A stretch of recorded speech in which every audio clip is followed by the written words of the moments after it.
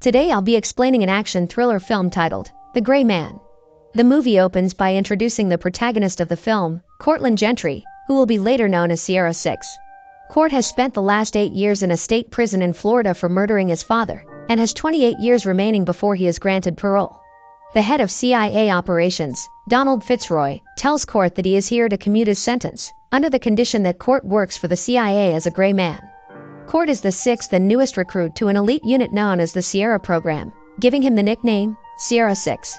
18 years later, 6 is assigned on a search and destroy mission in Bangkok, accompanied by his colleague Agent Miranda. The operation was organized by Denny Carmichael, the newest center chief of CIA operations. According to Carmichael, the target is selling classified information that could compromise national security and needs to be eliminated immediately. Carmichael doesn't like Sierra agents and considers them untrustworthy, but Agent Suzanne Brewer informs him that 6 was the closest asset available and is exceptionally good at his job. Agent Miranda is waiting in the lobby and informs Carmichael that the target has arrived, but isn't alone. 6 is assembling his rifle in a storage room underneath the area where the transaction is set to take place. Using a thermal sensor, 6 plans on shooting through the glass floors to kill the target, but just as he prepares to pull the trigger, a young child appears in the line of fire. Carmichael clears 6 for collateral damage and tells him to take the shot, but 6 disobeys the orders, claiming that his gun jammed. 6 then sets off the fire alarm to clear the area. However, the target realizes that this is a trap and orders his men to leave immediately. As everyone rushes to exit the building, 6 stealthily assassinates the target's security. Agent Miranda arrives to back up 6, but the gunshots alert the security and a firefight ensues, allowing the target to escape. 6 tracks down the target, but before they begin fighting, he tells 6 that he was once an operative like him, and that his real name is actually Sierra 4. 6 doesn't seem to care who he is, and the two begin fighting anyway. As the fireworks ignite around them, 6 shoves 4's face into the tube deploying the fireworks. The explosion severely burns his face, and 6 then stabs 4 in the stomach with a knife. In his dying state, Sierra 4 tells 6 that he was recruited to the Sierra program by Fitzroy, the same way they recruited 6. He warns 6 that Carmichael is a corrupt piece of shit, and tells 6 that they'll order someone to kill him next. He then gives 6 a necklace containing a hard drive full of information on Carmichael, and begs 6 to burn Carmichael to the ground. Sierra 4 then breathes his last breath. Agent Miranda arrives, and 6 says that the target claimed to be a part of the Sierra program. Miranda says that there was no information in the mission folder stating this, and claims that 4 must have acquired 6's name through the stolen intel. 6 then informs Agent Miranda that the Sierra unit is an extremely secret program and has no intel on file. This shocks Agent Miranda, and she begins to question the legitimacy of this mission, realizing that they just assassinated one of their own. A proper search is done on Sierra 4's body, and Carmichael is informed by the agents that the drive containing the classified information is missing. Frustrated, Carmichael calls 6 and demands for a status report. Carmichael asks 6 if he took anything from the target's body, but 6 denies taking anything. 6 visits a local community gaming center to access the drive, but quickly realizes that it is heavily encrypted. He decides that he needs help decrypting the drive, and wears a disguise as he drops off the package to be delivered somewhere secure. The next scene opens up in Baku, Azerbaijan, where we see Fitzroy enjoying his retirement. He receives a phone call from 6, and 6 informs him that Carmichael may be corrupt, as he was just ordered to execute a Sierra member. 6 tells Fitzroy that before Sierra 4 died, he handed him some kind of hard drive that could expose Carmichael. Fitzroy then tells him to get to an airfield in Chiang Mai, where his local extraction team will be waiting to pick him up. Meanwhile, Agent Suzanne informs Carmichael that 6 is in the wind. Carmichael is certain that 6 has the hard drive, and claims that they should have never used members from the Sierra program. He then orders Suzanne to contact a former agent, a sociopath who now serves as a personal mercenary for Carmichael's illegal operations, named Lloyd Hansen. Lloyd is currently busy torturing a prisoner for information, attaching jumper cables to the prisoner's mouth and electrocuting him for answers. Lloyd receives a call from Carmichael, and Carmichael offers Lloyd a job to locate and destroy a target named Sierra 6. He goes on to tell Lloyd that 6 has some sensitive information that could put them all in a dark place.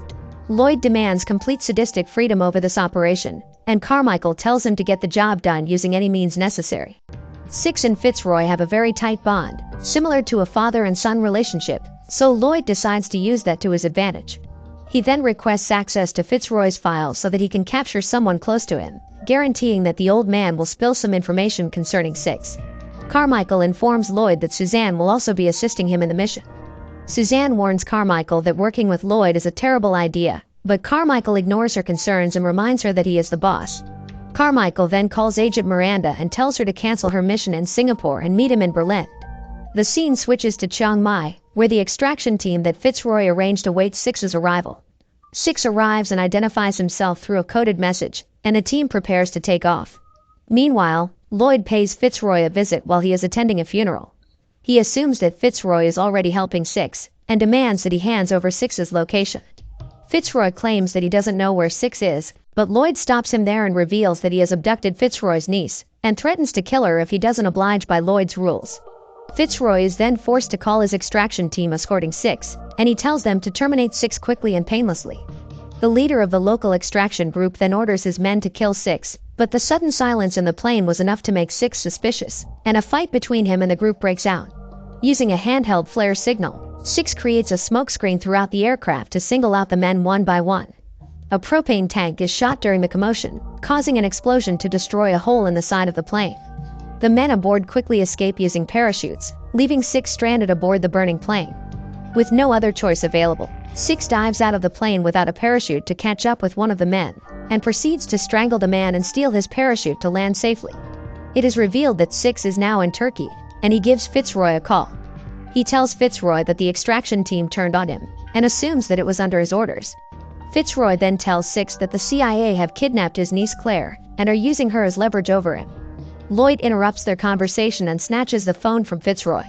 He tells Six to hand over the asset that he stole, and maybe then, he'll spare his life. Six tells Lloyd that he doesn't know what he's talking about, and hangs up the call.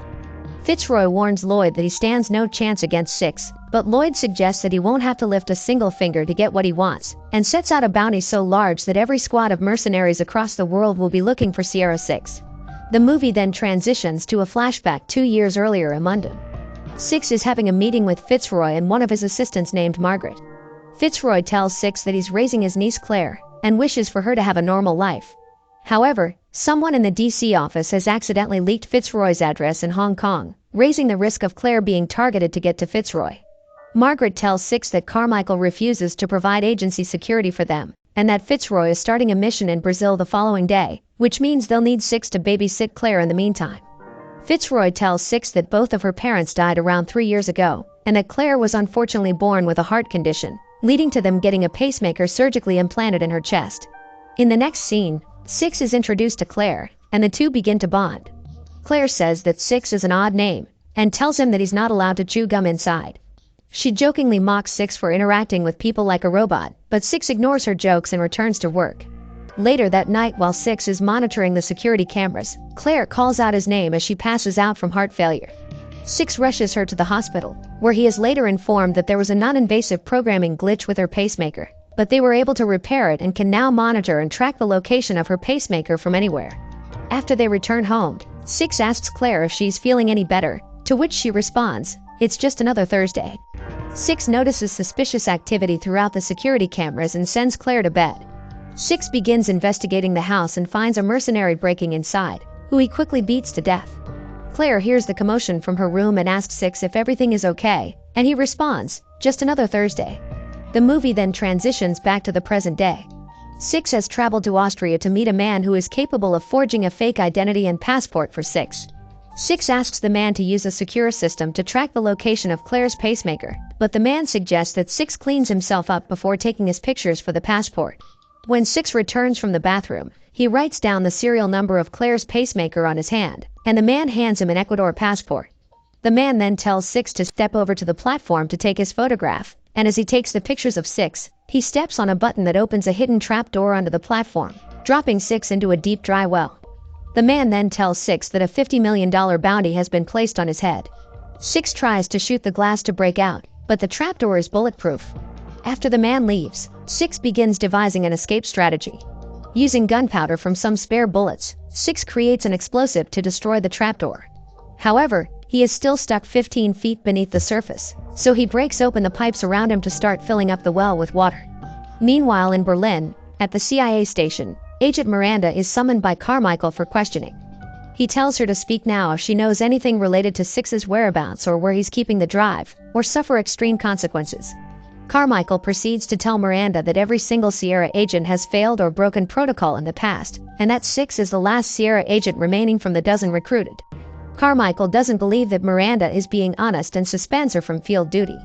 During the debrief, Carmichael receives a text message showing the address of Six's containment, and Agent Miranda is able to read the message through the reflection of Carmichael's glasses. Carmichael instructs her to remain in the building for further questioning, but Agent Miranda sneaks away to go help Six. Lloyd is informed of Six's location and forces the pilots to land in Vienna to go kill him. Lloyd and his men arrive at the building where Six is being held, but when the man responsible for trapping him asks for his reward, Lloyd shoots him dead. By the time the men find Six, the water in the well has risen to the top, and Six swims to the bottom as he detonates the explosive.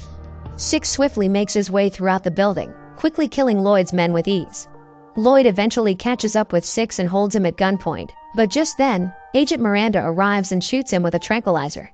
She tells Six to come with her and get in the trunk, but when he refuses, she also shoots him in the leg with a tranquilizer. The scene then switches to a castle in Croatia, where Lloyd has taken Fitzroy and his niece hostage. Upon their arrival, Suzanne protests against Lloyd's methods, claiming that they did not give him permission to kidnap former CIA personnel. Lloyd gets angry and tells her that he is their only hope in getting that drive back, because he chooses to ignore the agency's rules. The movie then returns to Six and Agent Miranda. She tells Six that Carmichael pulled her from field duty and that she is bringing him back to the agency to clear her name. She also asks him what he stole from the agency, and Six tells her that Sierra 4 gave him a hard drive before he died, but since it is encrypted, he has sent it away to the UK agency chief, Margaret Cahill, who is currently retired and living in Prague. Six warns Miranda that it's only a matter of time before they hunt her down the same way they're chasing him, and the two set off to visit Prague. After some investigation, Lloyd discovers that Six had sent the hard drive away during the night of the Bangkok operation. The resolution of the surveillance footage is too low to make out an address, but the clerk mentioned that it was sent to a P.O. box in Prague. Lloyd then pays Fitzroy a visit to torture him for more information. Using a pair of pliers, Lloyd begins ripping Fitzroy's fingernails off one at a time, until Fitzroy eventually gives in and tells him where Margaret is located. Six and Agent Miranda then meet up with Margaret in Prague. She tells them that the hard drive contained Carmichael's dirty laundry, full of recordings and images of his unsanctioned tortures and assassinations. Carmichael has turned the agency into his own personal hit squad, and won't stop until Six is dead.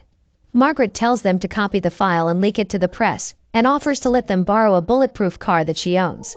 As they prepare to head out, Lloyd's death squad arrives and begins unloading on the building, while Lloyd watches through the body cams in Croatia.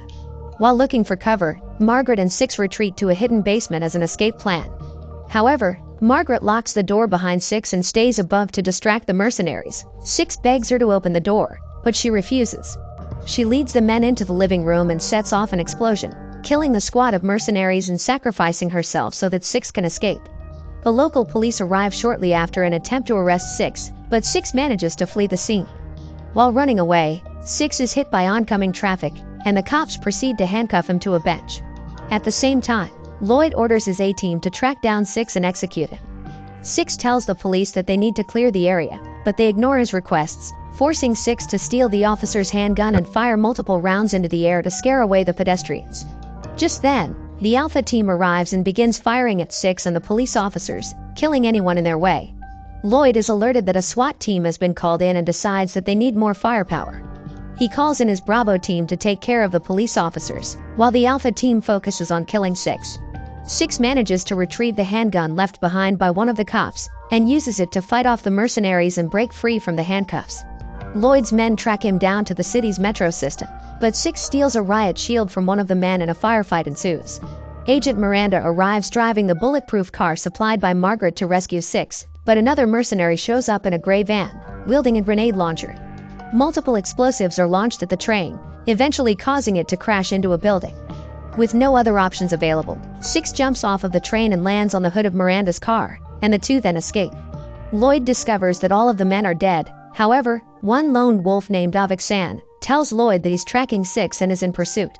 Later that night, Six and Miranda visit the local hospital to track down Claire's pacemaker. They get hold of the hospital key card and check for her location, but as they investigate, Avik catches up to them. He demands that they hand over the hard drive, but Six refuses, and an all-out brawl begins between the three. Avik uses a pair of scissors to stab Six, and then beats both of them down with a defibrillator. Avik hijacks a motorcycle from the police outside and escapes. Six attempts to chase him down, but isn't successful. Agent Miranda and Six stop by a local veterinary to treat Six's injuries. As he's patching himself up, Miranda asks about his past and why he was in prison. Six tells her that his father considered himself to be a real macho man, and was determined on raising his sons to turn out the same. Over the years, his father's methods became more and more abusive, and it eventually became clear to Six that his father would kill him and his brother if nothing changed. So one day Six decided to kill his father to save himself and his brother, which ended up giving him a 36-year sentence in prison, until Fitzroy found him and offered him a job in the CIA. In the next scene, Avik travels back to Croatia to meet Lloyd and deliver the drive to him. While going through the media inside of the drive, Lloyd and Suzanne begin arguing on what to do with Claire and Fitzroy. Avik overhears Lloyd talking about murdering a child, and appears to be bothered by the decision. Shortly after, Miranda and Six arrive and kill 2 mercenaries who were responsible for watching the outer perimeter. Miranda then launches multiple explosions towards the building to distract Lloyd and his men, while Six sneaks through the back to rescue Fitzroy and Claire. Lloyd quickly realizes Six's plan and rushes to check on his prisoners, and is furious to discover that they're gone.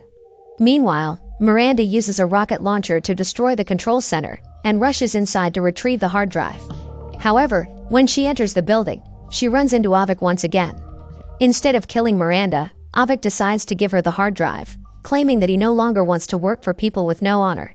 Elsewhere, Six is escorting Fitzroy and Claire to safety, but Fitzroy is shot in the stomach from behind. He tells Six to leave him behind and to get Claire out of here, but Six refuses.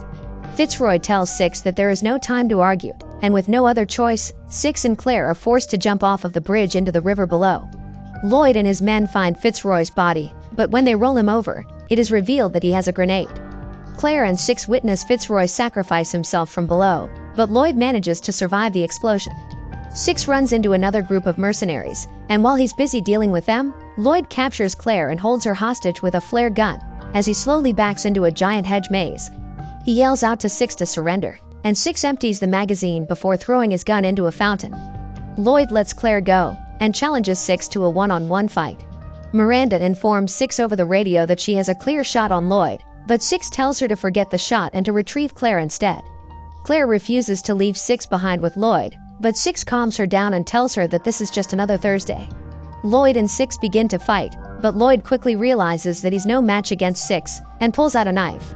He manages to stab Six multiple times, but in the end, Six overcomes Lloyd. During the fight, Suzanne arrives and shoots Lloyd dead. Six asks who she is, but she shoots him as well. She proceeds to tell Six that Lloyd is going to take all of the blame for this mess, and that all she needed was a few witnesses to corroborate her story.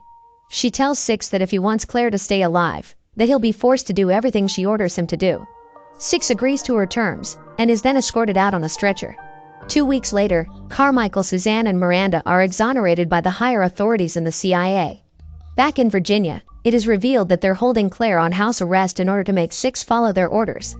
Carmichael asks Suzanne where they are keeping Six, and she tells him that he's being held in the basement. Suzanne and Carmichael are informed that Six has been unresponsive for the last few days, but when they arrive in the basement, they discover that he has escaped the building. Back in her bedroom, Claire finds a note left behind from Six, telling her to turn on the record player at max volume. Claire covers her ears as several gunshots are heard throughout the house, muffled by the music playing in the room.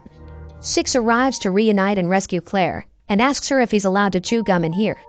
Thank you for watching. Please click one of the videos on the screen now, and subscribe if you enjoy the content.